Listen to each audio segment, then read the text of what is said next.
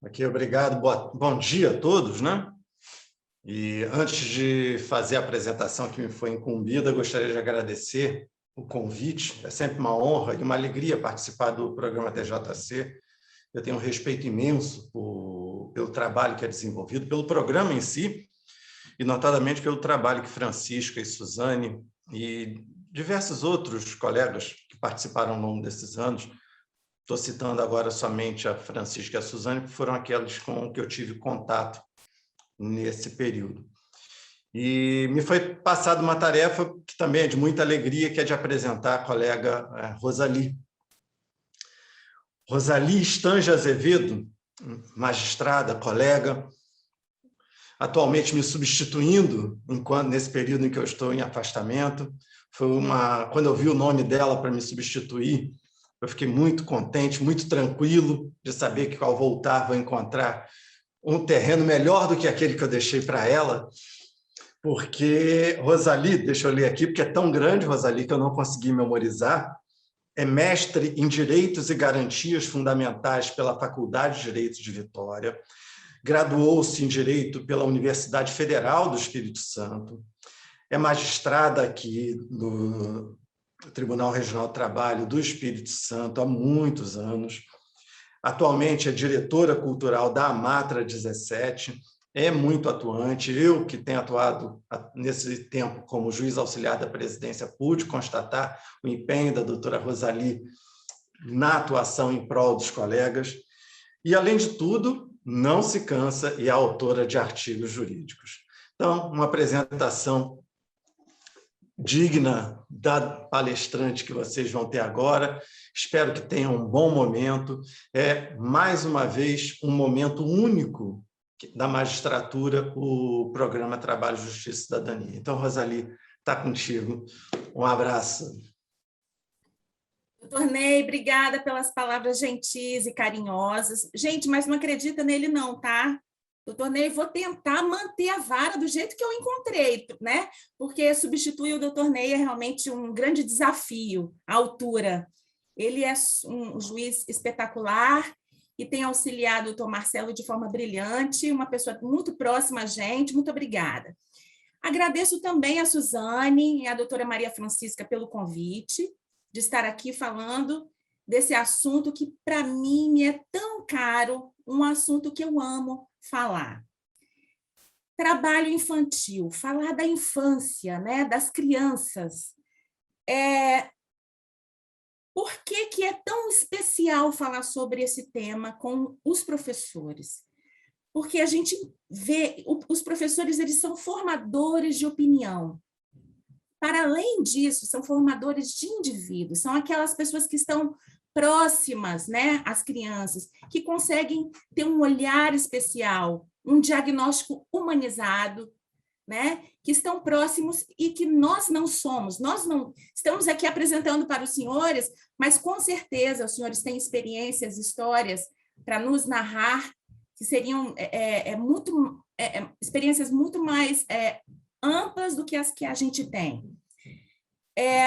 E a oportunidade que vocês têm de impactar a vida dessas crianças é imensa.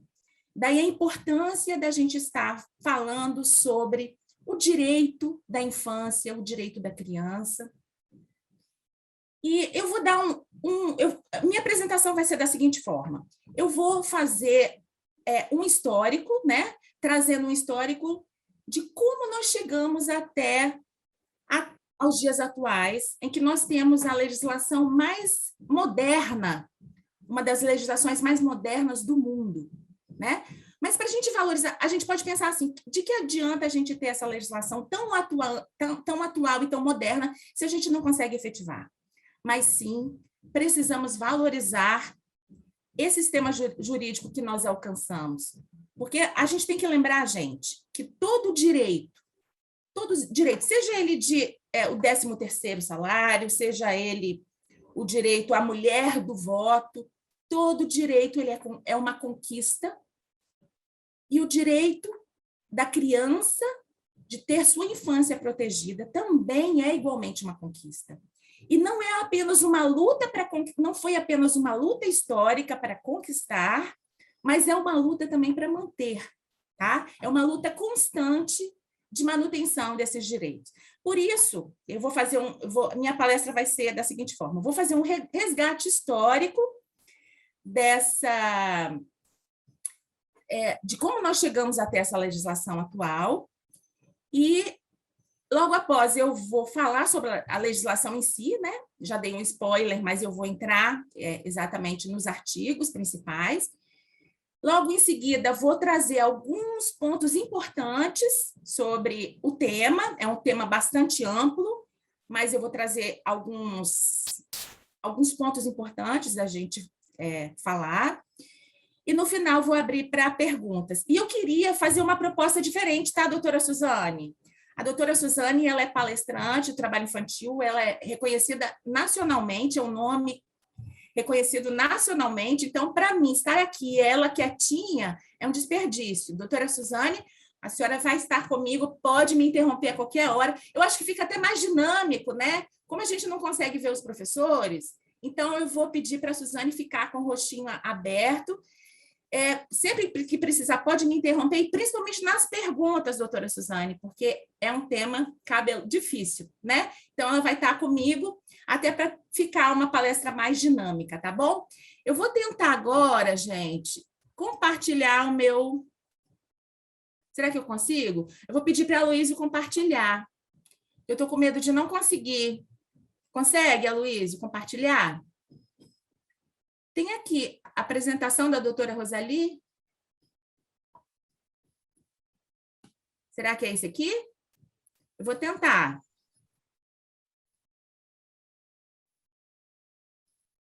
Estão conseguindo ver? Sim, deu certo. Deu certo? Tá. Vamos lá. Bom, eu comecei aqui, esse primeiro slide, ele traz duas figuras de crianças em situação de trabalho, tá? Uma é uma menina, que está uma modelo, e uma outra é um menino que está, apesar de não aparecer, ele está num lixão, com uma enxada na mão, enfim. Mas são esses dois modelos de infância. Mas ambos precisam ter sua infância protegida, tá? Então, a proteção... Desculpa, você pode colocar num modo apresentação de slide? Porque aí ele ocupa toda a tela, que ele está... Como que faz? Eu acho que está escrito logo em cima ali, apresentação de slides. Tá, apresentação de slides. Isso. Tá. Eu acho que eu não vou conseguir. Coloca do começo. Doutora Rosali, Luísa, é lá embaixo, no canto inferior direito, ao lado dos 53%. Você quer colocar para mim, Aloísio? É porque agora eu ia gastar um tempinho, mas se a senhora clicar lá embaixo, no ícone, no canto inferior direito, ao lado dos 53%. 53%. Não, tá. do lado desse. Não, do lado desse. Tá, eu vou no... Tem que fechar a janelinha que abriu, do lado esquerdo. Fecha a janelinha, do lado esquerdo dos 53%. Aqui? Isso. Pode clicar. Aqui agora? Deu certo, gente? Deu certo, está ótimo. Ótimo. Tá? Desculpem, mas a gente vai aprendendo. Essa parte tecnológica, assim, não é muito comigo, não. Quero até agradecer a Luísa, que conseguiu transformar essas imagens em apresentação. Bom, então, essas duas imagens, tá? Tanto a criança que está nas novelas, a criança que é modelo, a criança que busca o esporte, todas as crianças precisam ter sua infância protegida. Por isso que eu já comecei o slide colocando as duas crianças.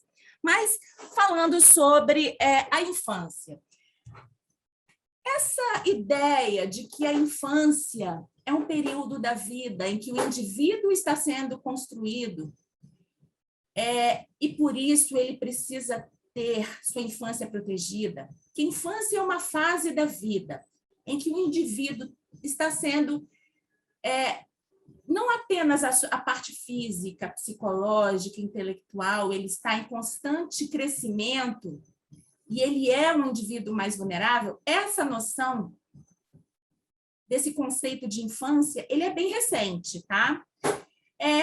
Quando a gente faz quem é professor de história gosta dessa parte, eu amo história, né? Então, eu acho bem interessante quando a gente pega um instituto e consegue trazer, para a gente entender por que hoje nós chegamos à nossa legislação de proteção.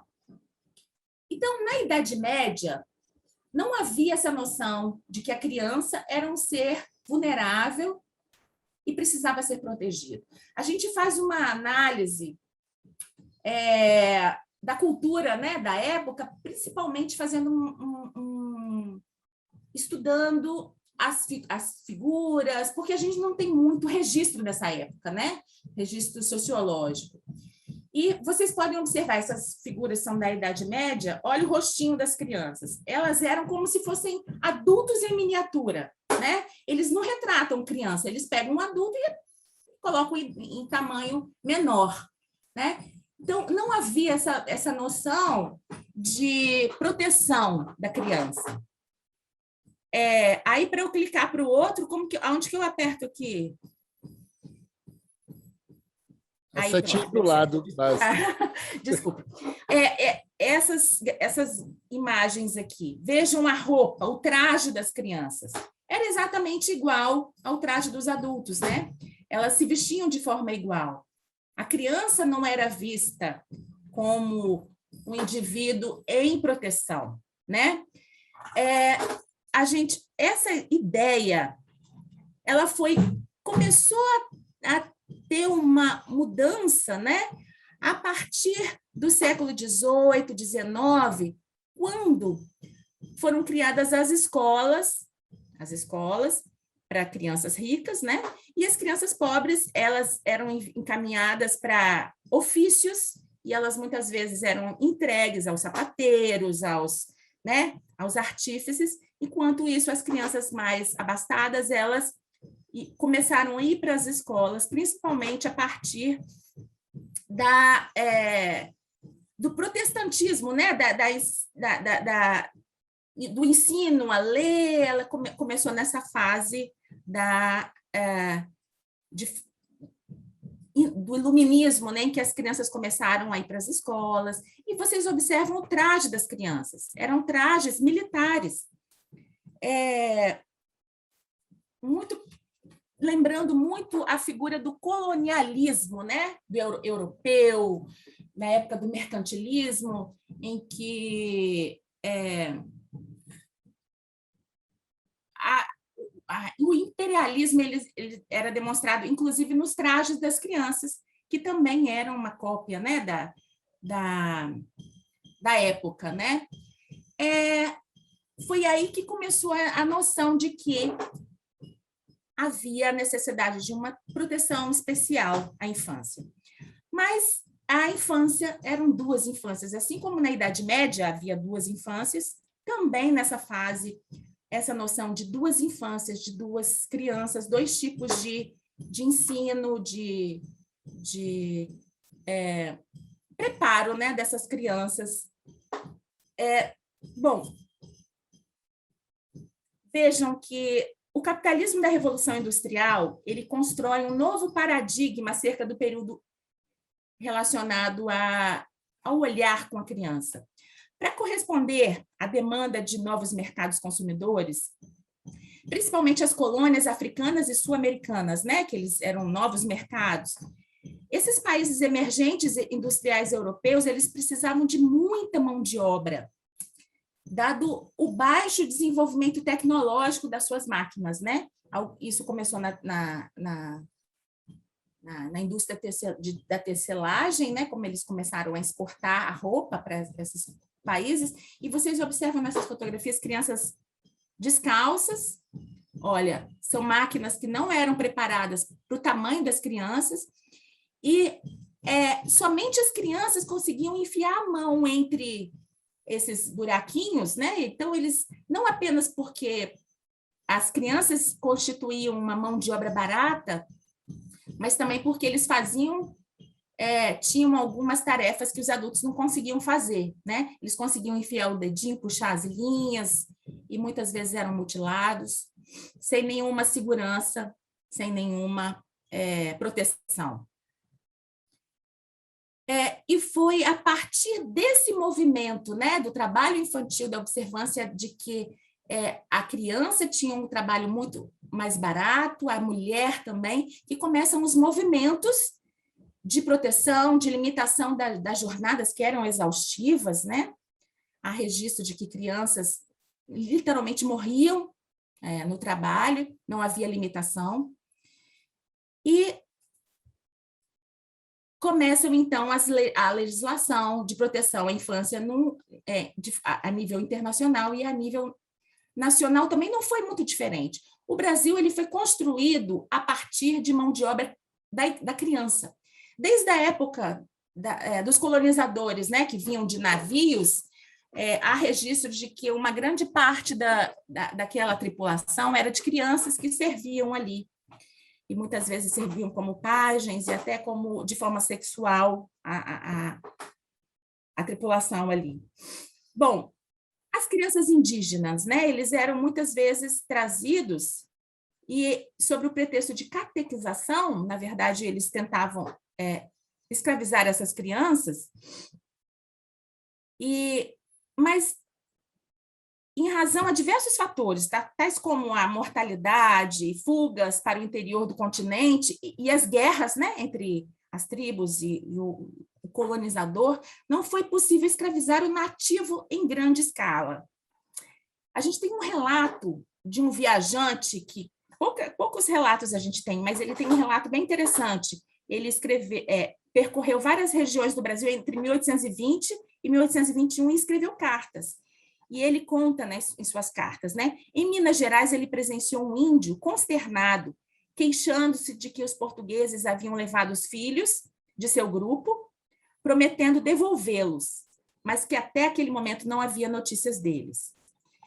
Ocorria que, em troca de machados, de açúcar e cachaça, os índios, né, principalmente os botocudos, eles forneciam crianças para os portugueses levarem sob pretexto de catequização. E a gente sabe hoje que muitas dessas crianças eram escravizadas e havia muito abuso. Bom, para além das crianças indígenas, o trabalho escravo, né, no Brasil. Nós temos um histórico de trabalho escravo, da modalidade de trabalho da escravidão, muito mais longo do que o histórico do trabalho assalariado, né? Nós temos uma cultura de da escravidão que ainda persiste até hoje. Vejam, 388 anos de escravidão, enquanto tivemos 133 anos de trabalho assalariado, né?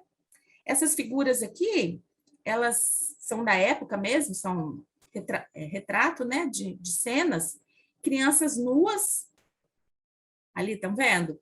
Comendo restos do chão. E essa outra aqui à direita é uma senhora de escravos castigando uma menina com palmatória, né?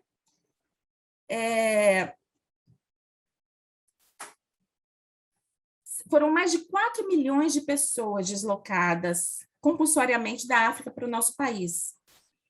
E os pequenos, eles representavam cerca de 5% dos africanos transportados. Os escravos, as crianças, eles eram conhecidos de acordo com o ofício que eles exerciam. Isso nós temos pelos documentos, né, pelas cartas. Por exemplo, Chico Roça era o nome do menino que trabalhava na roça. João Pastor, o que trabalhava nos animais. Se o trabalho era doméstico, Ana Mucana. Desde cedo, paulatinamente, a criança ia tendo o tempo ocupado pelo trabalho. Até 7 anos, os filhos de escravos ajudavam os pais fazendo pequenos serviços à volta da senzala ou da casa em que moravam. Eles catavam ervas daninhas, eles semeavam ou colhiam frutas e auxiliavam também na cozinha e mais tarde eles eram levados, eram obrigados a trabalhar no engenho. Bom, veio então a Lei do Ventre Livre, de 1871. Na verdade, este foi o primeiro diploma não a proteger, mas a falar sobre a idade, definir idade, alguma definição de idade de trabalho. E ele fala o seguinte, vou até transcrever aqui. Os filhos de mulher escrava que nasceram no Império desde a data dessa lei serão considerados de condição livre. Ok, um avanço. Mas vejam, os ditos menores ficarão em poder e sob a autoridade dos senhores de suas mães, os quais terão a obrigação de criá-los e tratá-los até a idade de 8 anos completos. Então, os senhores teriam que cuidar deles até os 8 anos completos, ou seja, continuavam escravos, porque a mãe era escrava, né? E chegando o filho nessa idade de 8 anos, o senhor ele poderia ter uma indenização, que eu acredito que seria uma burocracia bem complicada, né? Ou utilizar-se dos serviços do menor até a idade de 21 anos completos. Então, na verdade, a Lei do Ventre Livre estipulou que eles eram escravos até os 21 anos, né? Mas a gente sabe que foram movimentos internacionais para, paulatinamente, o Brasil adotar a mão de obra assalariada, porque o Brasil constituía um padrão muito baixo, né? Não apenas de desenvolvimento humano, né, questão humana, né? A gente acredita que existe realmente uma observância aos direitos humanos, uma preocupação, mas também porque a ideia é que, como na Europa o trabalho já era assalariado, nas colônias, se subsistisse o trabalho escravo, além de não ter demanda, né, para compra dos produtos, seria uma concorrência desleal com as colônias, outras colônias que estavam adotando o trabalho assalariado. E vem, então, a abolição da escravidão em 1888. Não dá para ler aqui, mas essa lei ela é muito simples, ela é muito direta, só tinha 2 artigos. Fica extinta na data de hoje, mais ou menos isso, também não decorei, a abolição, e revogam-se as disposições em contrário. A gente observa que essa lei, ela, na verdade, fala o seguinte: acabou a escravidão, e agora vocês se virem, vocês são livres. Livres para quê? Né? De repente, milhões de pessoas escravizadas estariam livres da condição de escravidão, mas sem qualquer planejamento, sem qualquer política de inclusão social, de preparo dessas pessoas para o mercado de trabalho. E dentre essa multidão de pessoas estavam milhões também de crianças que estavam nessa situação de livres, mas não livres, né? E a gente se pergunta até quando, a partir de quando que começamos a ver algumas políticas de inclusão. Mas esse não é o objetivo da nossa palestra, né, Suzane? Então, vamos seguindo. Só uma observação histórica aqui. Vamos lá com relação aos diplomas. Que o primeiro a proteger mesmo, a estabelecer algum critério de proteção, ele veio logo depois, em 1891. Ele definia que a criança não poderia trabalhar em indústrias no Distrito Federal até os 12 anos. Foi um decreto que jamais foi regulamentado, mas já foi um marco, né? Porque até então a gente não tinha nenhuma previsão legal. Em 1927 veio o primeiro Código de Menores, que adotou a doutrina do direito do menor, né? Esse código previa que toda situação, todo menor de idade em situação irregular, né?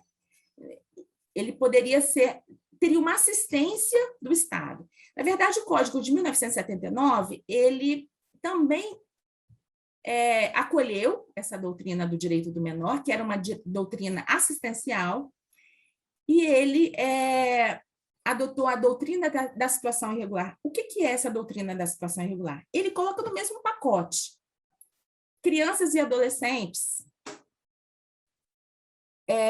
vejam, admitir situações absurdas de violação de direitos humanos fundamentais da criança e do adolescente. Os menores potencialmente infratores, eles eram afastados da sociedade, eram segregados em estabelecimentos como a FEBEM, foi criada a FEBEM, e a gente observa que essa legislação, ela não veio para proteger a criança e o adolescente. Vejam que a gente fala em menor, gente, mas hoje a gente evita de utilizar esse termo. Eu posso até vez ou outra utilizar aqui, mas a gente tenta utilizar as palavras criança e adolescente mesmo, porque o termo menor ele é carregado de um peso, é menor em quê? Menor em direitos, em tamanho, né? Porque menor, né? Então, a gente evita utilizar, eu só utilizo agora porque realmente era o nome do código.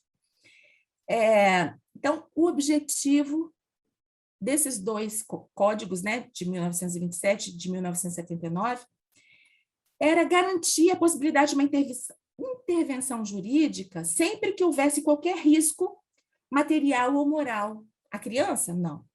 A sociedade. A lei tratava a criança pobre, abandonada, a criança com desvio de conduta, que a gente não sabe exatamente o que é isso, porque o rico com desvio de conduta, acredito que não era, né, não tinha previsão, era um desvio de conduta. A criança infratora, explorada, vítima de maus tratos, até a vítima de maus tratos, tá? Ela era enquadrada nessa situação irregular.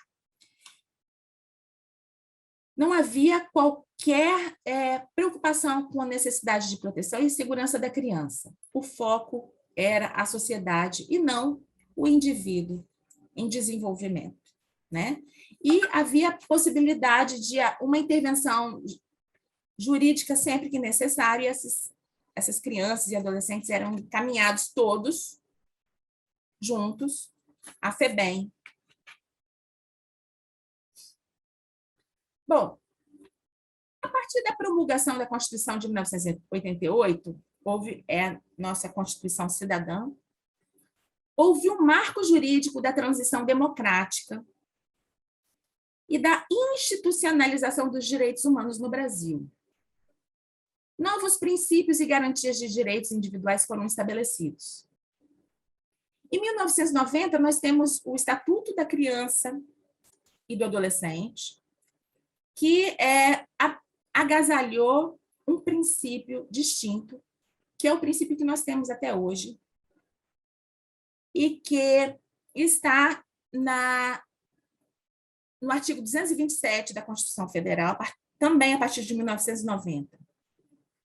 Eu vou ler, porque é um artigo muito importante. Eu não gosto muito de ler dispositivo, parece que é meio cansativo. Mas eu vou ler, gente, porque esse artigo é um marco, é um artigo importante, e que eu gostaria que os senhores agora, com essa leitura histórica, compreendessem o alcance de se adotar esse princípio da proteção integral, que está agasalhado no artigo 227 da Constituição Federal, a partir de 1990. Tem algumas sátiras, acho que os senhores já viram, de que é uma poesia, né, Suzane? É uma poesia, é um conto de fadas, mas ainda é uma poesia, ainda é um conto de fadas lindo, e que por ser um princípio, ele é uma grande conquista da sociedade brasileira, e que nós precisamos mantê-lo. Veja o que diz o artigo 227.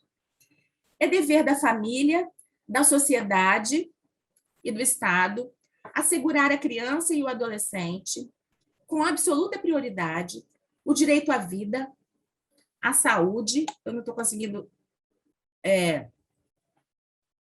à alimentação, à educação, ao lazer, à profissionalização, à cultura, à dignidade, ao respeito, à liberdade e à convivência familiar e comunitária, além de colocá-los a salvo de toda negligência, discriminação, exploração, violência, crueldade e opressão.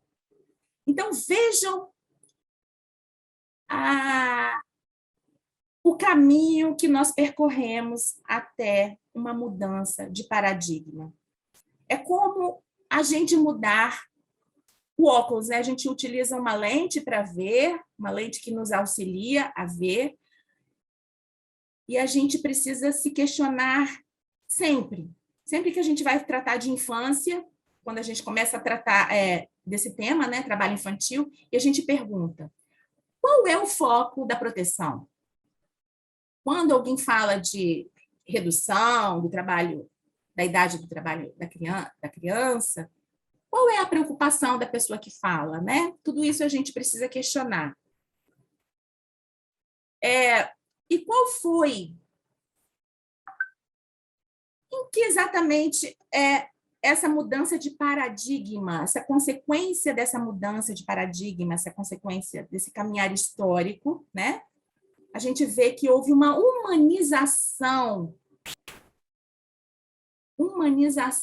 da infância, aquele sujeito, aquela criança e adolescente que antes eram tratados como menores em direitos, menores em todos os aspectos, hoje eles são vistos como seres humanos, né? Houve uma despolitização, né? Porque a criança pobre, ela representava um perigo social. Hoje, a criança pobre, ela deve ser uma preocupação do Estado, né? De buscar políticas públicas, e não é mais uma questão de polícia, é uma questão de políticas públicas, né? A gente vai tratar um pouco mais à frente sobre essas políticas públicas. Desjurisdicionalização. Essa criança, esse adolescente, em situação de vulnerabilidade, ela não fica mais submetida a esses juízes de menores. Esse novo modelo, ela impede a arbitrariedade dos juízes, né? Juízes, conselheiros. Vejam que antes ele era objeto de tutela, seja uma tutela assistencial ou até mesmo uma tutela como criminoso mesmo, como infrator, uma tutela criminal. Ele passa a ser um sujeito de direitos plenos. E uma coisa importante, vejam, a responsabilidade pelo sustento, hoje, voltando lá, hoje é da família, do Estado e da sociedade. Porque na época, né, anterior à nossa adoção desse princípio, era jogado sobre a criança a responsabilidade de encontrar o seu sustento. As crianças estão nas ruas, né? Se elas não têm um sustento, elas vão ser excluídas da sociedade, vão ser jogadas na FEBEM, né? Como em uma situação que é irregular. E o artigo 227, o princípio da proteção integral. E aí ele faz, às vezes a gente vê uma criança na rua, né? E a gente pensa assim, isso aí é problema da família que deixa a criança né, na rua, jogada. E esses dias nós fizemos uma manifestação ali em frente à praia, né, Suzane? E um menor de uma criança, né? Ele estava brincando com malabares, né, para ganhar trocados, e ele foi atropelado e morreu ali. E aí quem ouve pode falar assim, esse é o problema da família que deixa o menino na rua.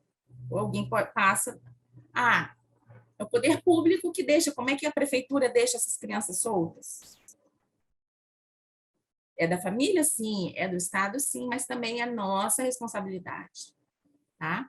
Eu vou falar um pouquinho mais também do papel da sociedade nessa rede de proteção um pouco mais à frente. Bom, após essa retrospectiva histórica, para valorizar esse arcabouço jurídico que nós temos hoje, e que, sim, é moderno, sim, é lindo, sim, é uma poesia, mas que precisa ser operacionalizado. É difícil? Sim. Nosso país é um país de extrema pobreza, uma desigualdade tremenda, imensa, mas não é por isso que nós vamos retroceder, nós precisamos caminhar. Bom, eu vou falar um pouco sobre algumas questões importantes ao trabalho infantil, e preciso que os senhores conheçam a lista TIP, que é uma lista, é uma sigla de uma lista, que identifica as piores formas de trabalho infantil. Porque, deixa eu só voltar aqui, é um artigo, é importante a gente colocar essa distinção também, tá? Parece que é chato, mas ela realmente ela é importante quando a gente fala de trabalho infantil. Vejam que a Constituição ela proíbe qualquer trabalho até 14 anos, tá? A partir dos 14 anos, a criança e o adolescente podem trabalhar na condição de aprendiz. A partir dos 18 anos, é livre o trabalho, tá? E nessa situação de até os 18 anos, né, entre os 16, quando a criança pode trabalhar, mas ela não pode trabalhar em trabalho noturno, perigoso ou insalubre. E aí a gente tem uma lista, né, que traz quais são as atividades que são consideradas proibidas para a criança de forma absoluta, né? O trabalho noturno, perigoso, que ele é bem amplo, ou insalubre. E vamos lá. Bom, essa lista TIP é um marco legal brasileiro quando o Brasil ratificou a Convenção 182 da Organização Internacional do Trabalho. Essa Convenção 182, ela definiu essa expressão, piores formas de trabalho infantil. O que é? São todas as formas de escravidão ou práticas análogas à escravidão, o que inclui a venda e o tráfico de crianças ou adolescentes, a sujeição por dívida, a servidão, o trabalho forçado e o recrutamento forçado para conflitos armados. A utilização, a demanda e a oferta de pessoas com menos de 18 anos para prostituição, produção de pornografia ou atuações pornográficas.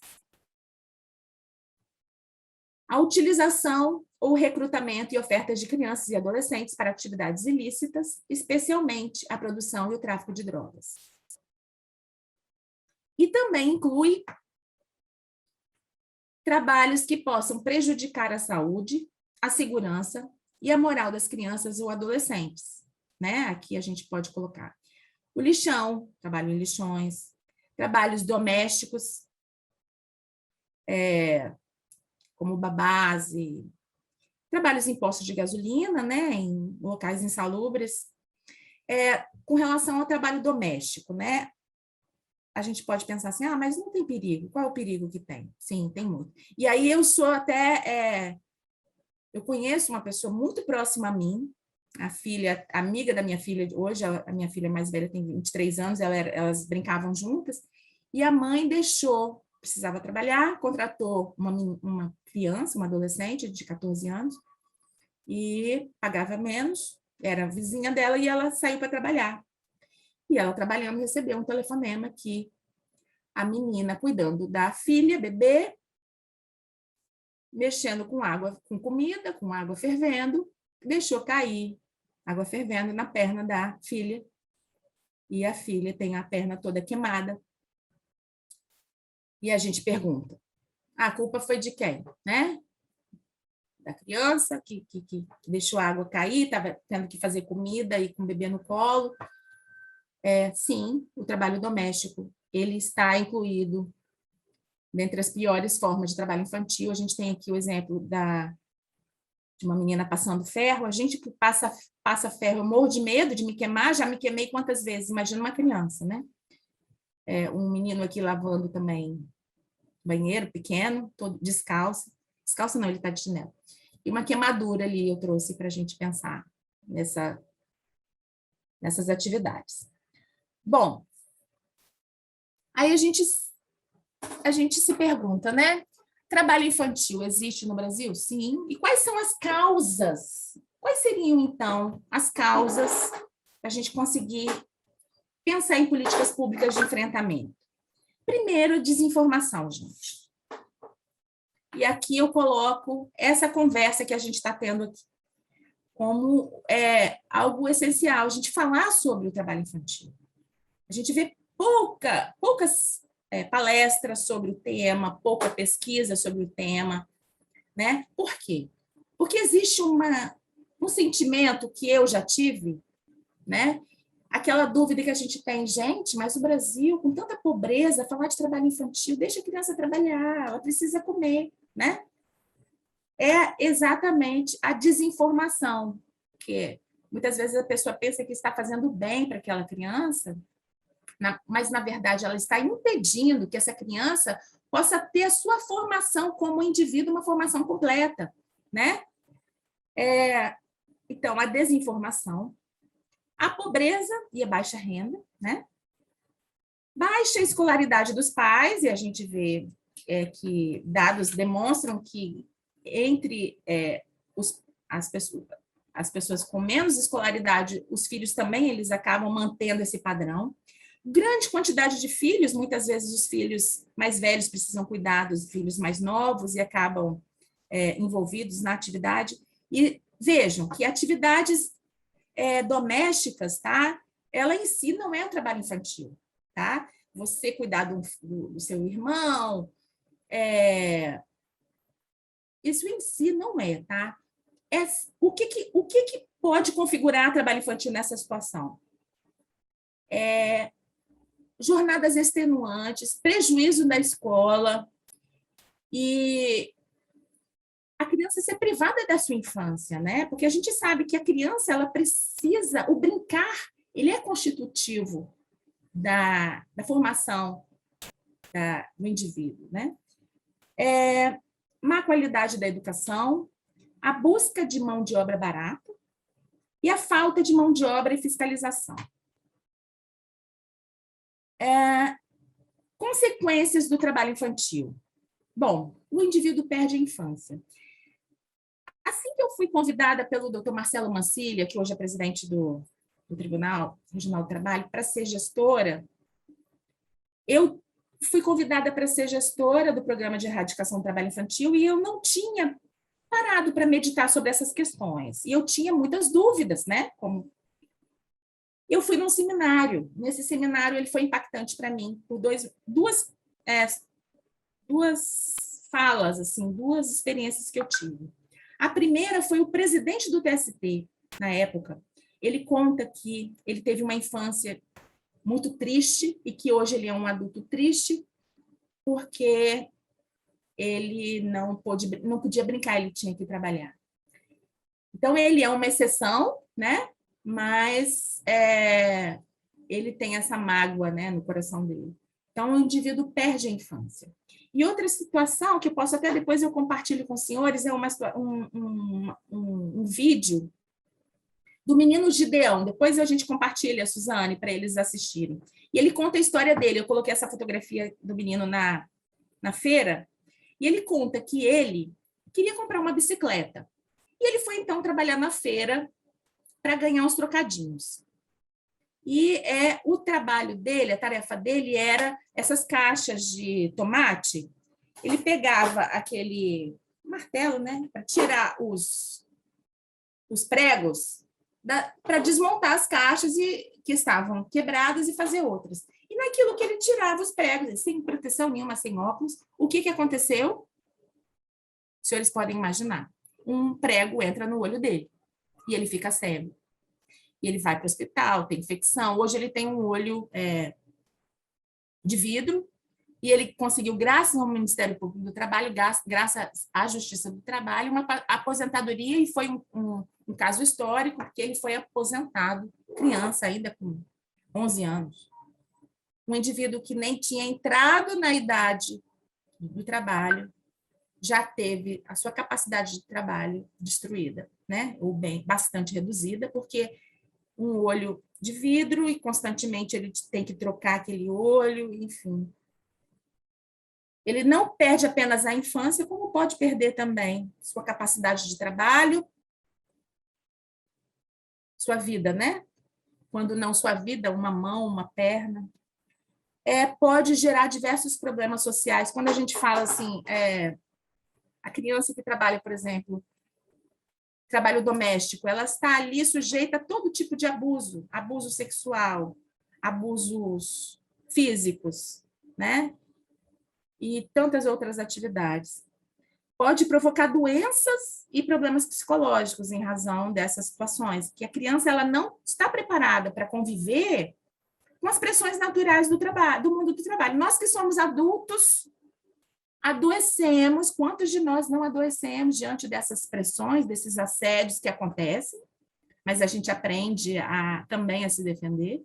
Imagine uma criança que não tem essa defesa. Induz ao baixo rendimento e abandono escolar, evasão escolar é altíssima, muito maior. As pesquisas também indicam que as crianças que começam a trabalhar mais cedo, elas acabam saindo e tem anos, né? Tem quantidade de anos ainda menor do que as que não entram no mercado de trabalho tão cedo e causa despreparo para o mercado de trabalho.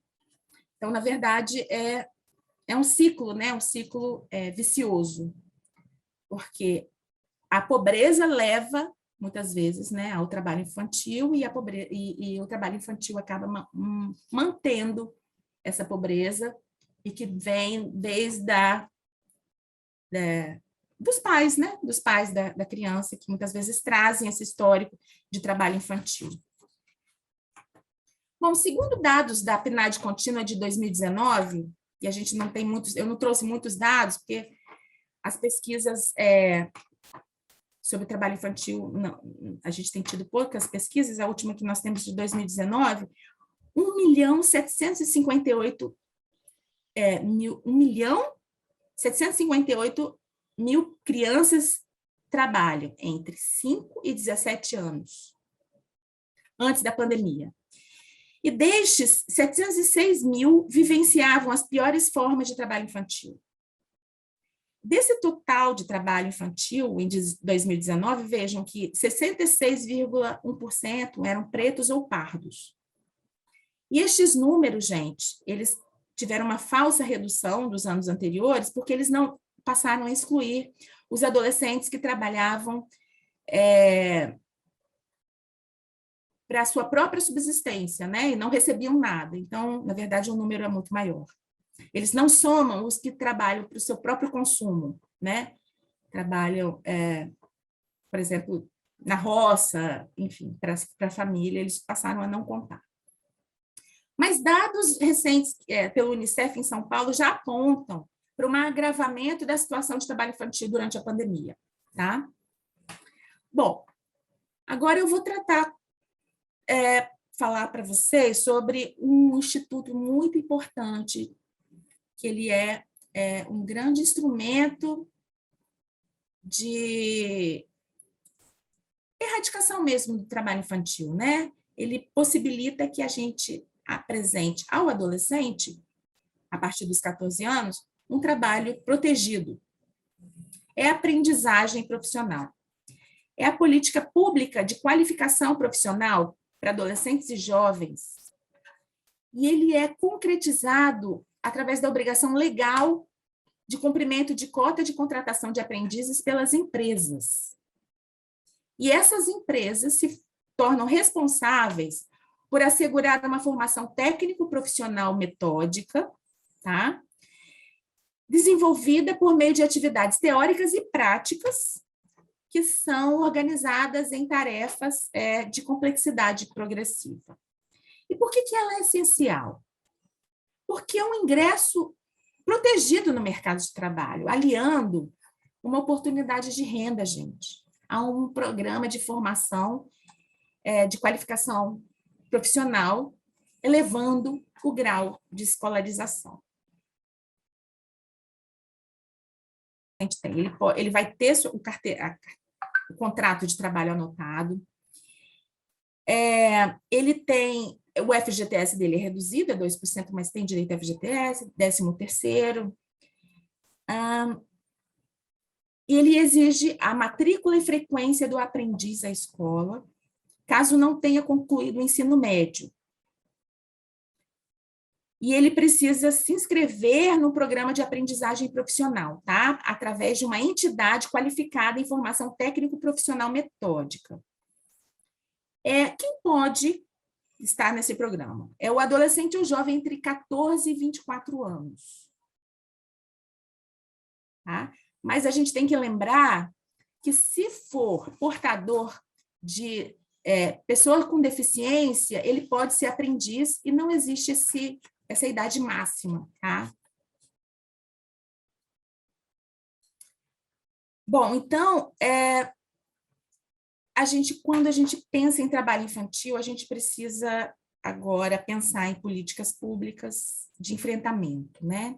Como que a gente pode enfrentar essa questão social tão difícil?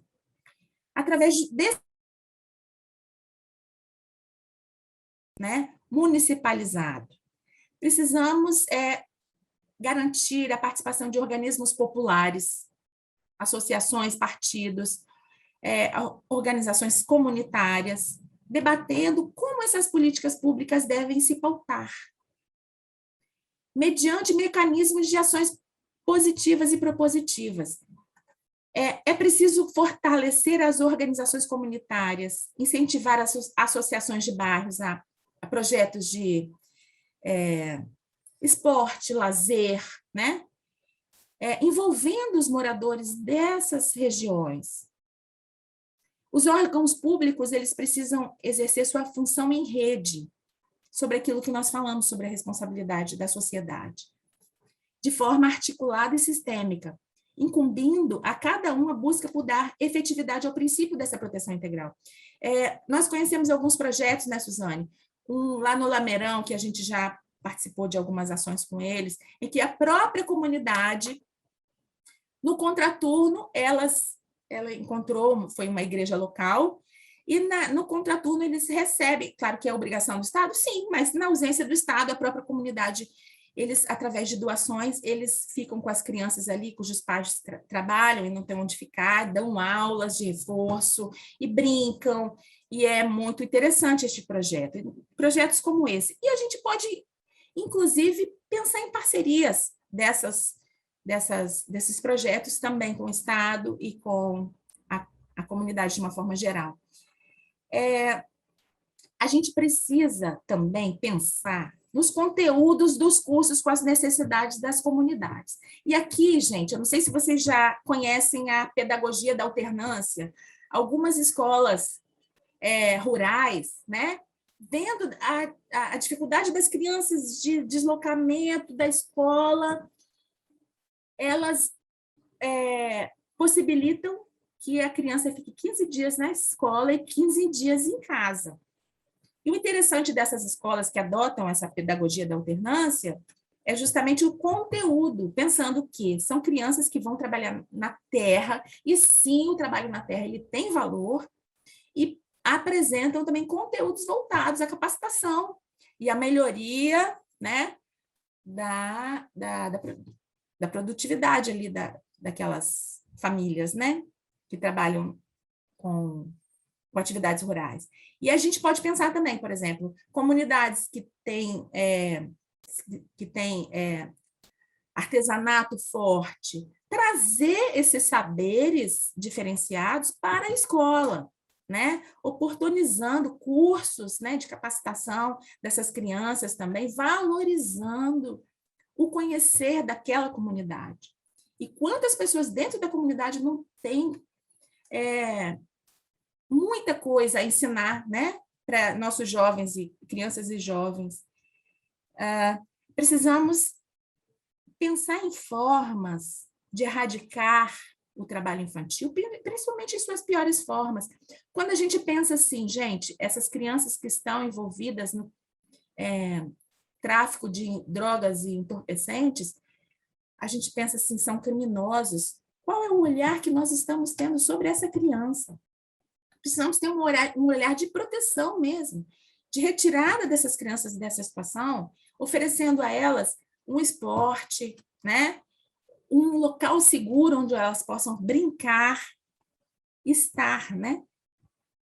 Bom, a gente precisa também pensar na manutenção de modalidade de transferência de renda, sempre condicionando esses programas à matrícula e frequência das crianças nas escolas.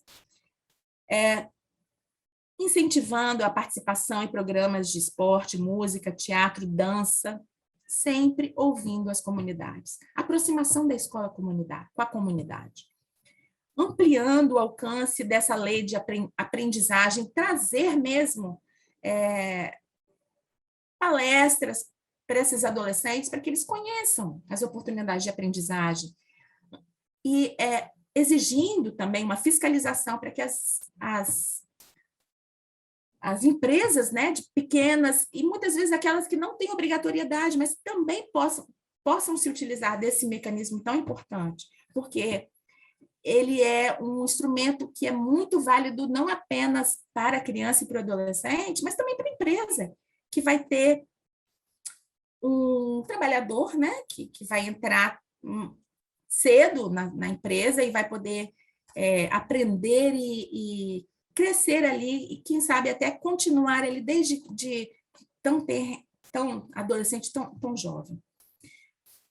Lembrando 7 minutos, Rô. Tá. 7 minutos e temos dúvidas, tá bem? Isso, tá. Então, eu vou encerrando, gente. É isso. Eu queria encerrar, então, já vou encerrando, trazendo a fala do ativista Kailash Satyarthi. Ele é o ganhador do Prêmio Nobel da Paz em 2014. Ele está à frente do combate ao trabalho e à escravidão infantil desde 1980, quando ele fundou o movimento dele, Movimento Salve a Infância, que ajudou a libertar da exploração mais de 85 mil crianças na Índia, por meio da educação e da reabilitação. Ele fala o seguinte: a educação e a libertação são dois lados da mesma moeda. E aí eu aproximo a fala da Dani, né, da Daniele, da desembargadora. É essencial manter viva a criança dentro de cada um. Eu acredito que, quando as pessoas são genuínas, simples e transparentes em suas vidas, é porque elas não se esqueceram a importância de ser como as crianças. Bom, é isso, eu agradeço a oportunidade e eu me coloco aqui as dúvidas que possam surgir. Muito obrigada pelo convite. Muito obrigada, doutora Rosalie. A senhora pode interromper o compartilhamento de tela, por gentileza? Stop share. Pronto, isso. Sobre o Kailash, eu gosto de filme, gosto da literatura, então eu acabo sempre associando os nossos saberes e conhecimentos fazendo esse tipo de diálogo, né? Da arte vivida, e exatamente, eu acho que, de alguma forma, a gente se emociona, e as emoções são muito importantes, porque elas nos afetam, daí vem a palavra afeto. Nós precisamos ser afetados pela realidade, nós precisamos ter essa indignação com a realidade para que a gente possa se colocar em movimento e tentar transformar.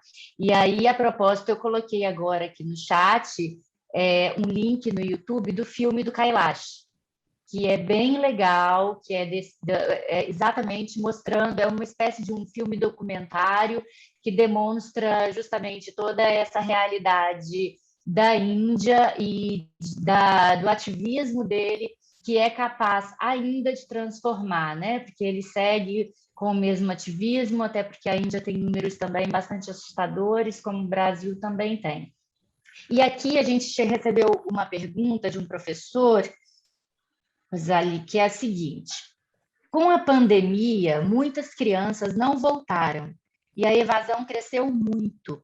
E muitos desses alunos deixaram de ir para a escola para trabalhar e contribuir com a renda familiar durante a pandemia e não retornaram quando as escolas voltaram. Qual a estratégia o professor e a escola podem utilizar para reverter essa situação? Bom, a gente precisa lembrar que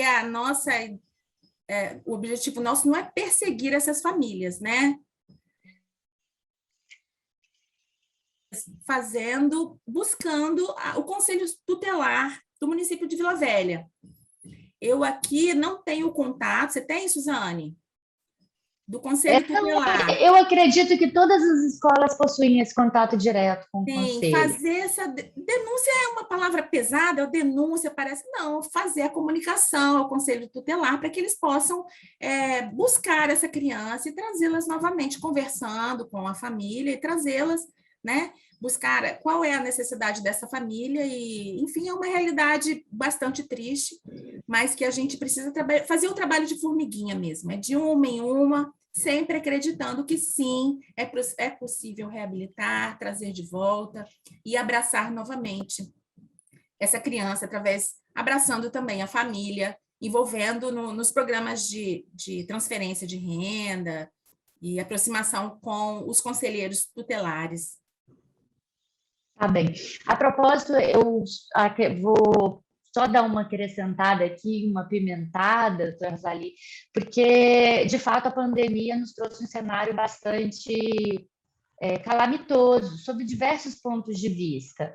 Realmente teve esse afastamento das crianças da escola, principalmente as crianças que precisam do ensino público, que são as crianças pobres.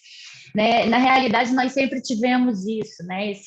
Quando você estava falando da FEBEM e do distanciamento, ou mesmo antes disso, das escolas para as elites e dos ofícios para as crianças pobres, a gente percebe exatamente que a nossa sociedade, o classismo da nossa sociedade, né? A nossa sociedade sempre foi muito elitista, e ela continua sendo hoje, e afastando e criando esse abismo social que nós temos, e que ele não pode ser aproximado se a gente realmente não construir juntos como sociedade e queremos, de fato, que essas crianças alcancem condições melhores, né?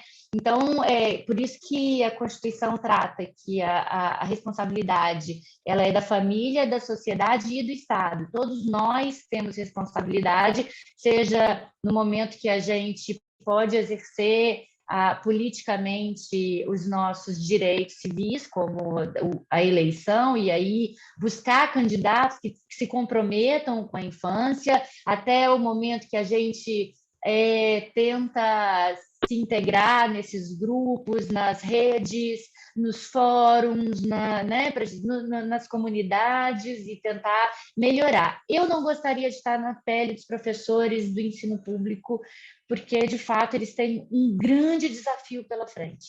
Vocês, né, têm um grande desafio pela frente, porque essas crianças que, evidentemente, estão numa defasagem, né, escolar muito grande, porque, afinal de contas, não tinham equipamentos eletrônicos ou mesmo condições, internet, para esse ensino à distância, e muitas dessas crianças dependiam da alimentação escolar para poder ter uma condição nutricional mínima, inclusive para que elas possam aprender, né? Então, esse afastamento da escola tem diversas repercussões na vida dessa criança. A repercussão social, a questão educacional, também tem a questão alimentar, né?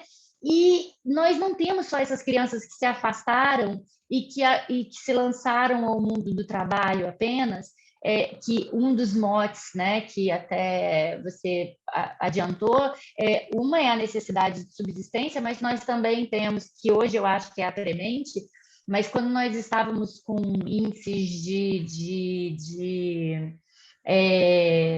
digamos, com desemprego praticamente nenhum, porque a gente tinha índices de desemprego, mas a gente tinha uma empregabilidade total, né? Então, quando a gente estava nessas condições, ainda assim nós tínhamos crianças trabalhando. Então, nós temos que lidar com diversos cenários de crianças que se lançam ao trabalho por diversos motivos. E dentro da nossa sociedade capitalista, é uma sociedade do desejo, né? Então, é uma sociedade que acaba fazendo com que crianças queiram se lançar precocemente para atender necessidades que não são necessidades, são necessidades criadas, né? É um tênis, é uma camisa de marca, são questões desse tipo. E agora nós temos que lidar com uma outra questão, nós estamos alcançando quase 600 mil mortos de Covid. São pais, são mães. Então, esses adolescentes, essas crianças, esses adolescentes, eles igualmente serão impactados, porque se eles já tinham uma pouca renda ou um pouco suporte emocional para poder lidar com tudo isso, eles ainda têm que lidar com mais essa perda emocional. Então, nós temos realmente uma questão muito séria a ser tratada. A escola vai ser um dos celeiros que podem abrigar essas crianças, e a importância da busca ativa, né, de buscar quem são as crianças, ir atrás e verificar. E aí nós temos o Fórum de Erradicação de Trabalho Infantil, que a gente chama de FEAPET local. Eu acho importante que eu sei que as escolas já têm muitos deveres e afazeres, mas é um fórum que é aberto e